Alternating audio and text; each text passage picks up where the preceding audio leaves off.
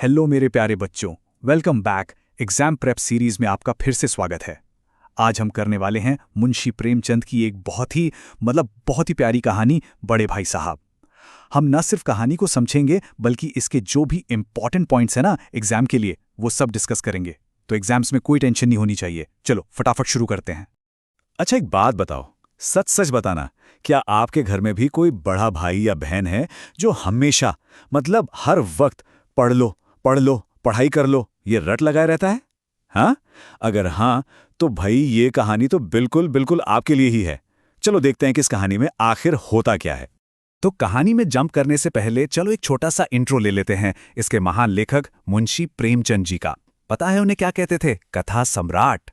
तो कथा सम्राट क्यों भाई? इसलिए क्योंकि वो ना पहले ऐसे लेखक थे जिन्होंने कहानियों को राजा रानी की दुनिया से बाहर निकाला और आम लोगों की जिंदगी से जोड़ दिया। हमारी आपकी जिंदगी से। उनकी कहानियां ना बिल्कुल सोसाइटी का मिरर होती थीं। पढ़कर हंसी भी आएगी और सोचने पर भी मजबूर हो जाओगे। ऑलराइट, तो अब आते हैं मेन कहानी पर। सीन क्या है? एक हॉस्टल है और वहां रहते हैं दो भाई। एक है एकदम पढ़ाकू कीड़ा और दूसरा बस खेलने कूदने का शौकीन। बिल्कुल टॉम एंड जेरी वाली जोड़ी। तो मिलिए कहानी के दो मेन कैरेक्टर्स से।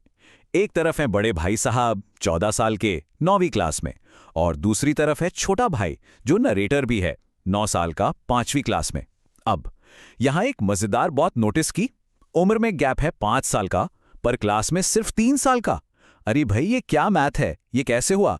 चलो पता लगाते हैं। तो भाई इसका राज ये है कि बड़े भाई साहब का एक ही मानना था, पढ़ाई की बुनियाद फाउंडेशन एकदम सॉलिड होनी चाहिए। और इस फाउंडेशन को पुख्ता करने के लिए, रॉक सॉलिड बनाने के लिए, वो एक ही क्लास में 2-2, कभी-कभी तो 3-3 साल भी लगा देते थे। लॉजिक बड़ा सिंपल था उनका। अगर फाउंडेशन ही वीक रहा तो उस पर नॉलेज की बिल्डिंग कैसे खड़ी होगी? उनकी जिंदगी में सिर्फ किताबें थीं और कुछ नहीं। हर वक्त पढ़ते रहते थे। पर मजे की बात पता है क्या है? जब दिमाग को थोड़ा रेस्ट देना होता था ना, तो वो अपनी कॉपी और किताबों के मार्जिन्स पर अजीब अजीब डूडल्स बनाते थे। कभी चिड़िया, कभी कुत्ते, कभी बिल्लियां, या फिर एक ही वर्ड को या एक ही लाइन को 20-20 बार लिखते रहते थे। कुछ भी, है ना वियर्ड आदत। और जैसे ही छोटा भाई खेलकर हॉस्टल पहुंचता था, बस शुरू हो जाता था बड़े भाई साहब का ज्ञान, द फेमस लेक्चर सेशंस।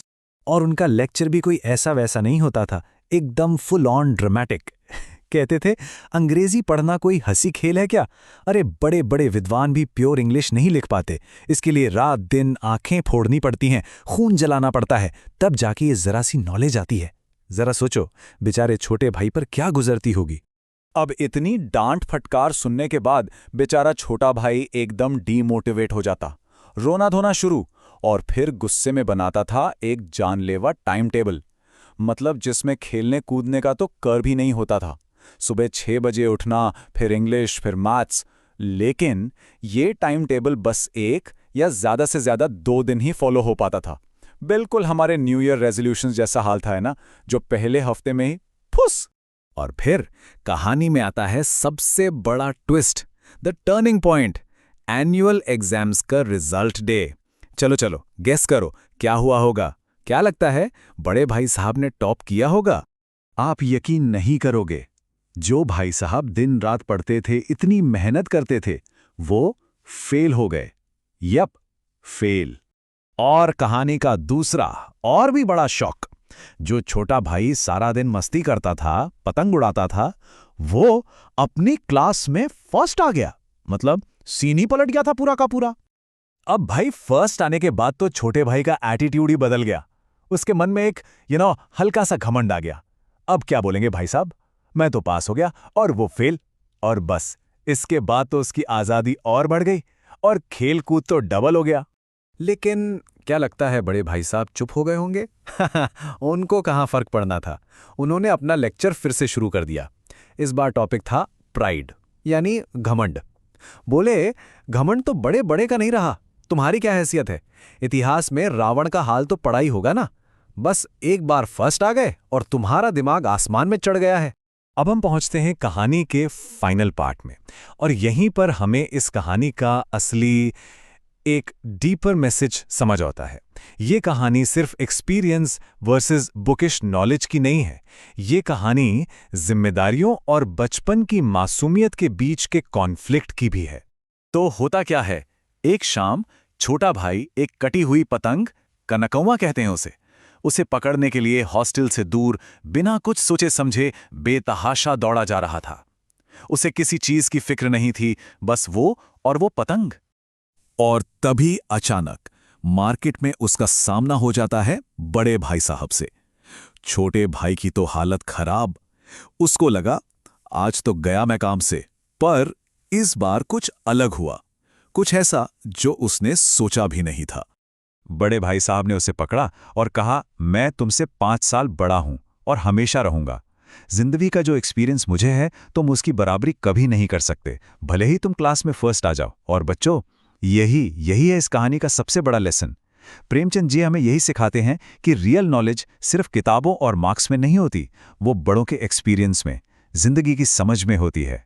और बस तभी वही कटी हुई पतंग उनके ऊपर से गुजरी।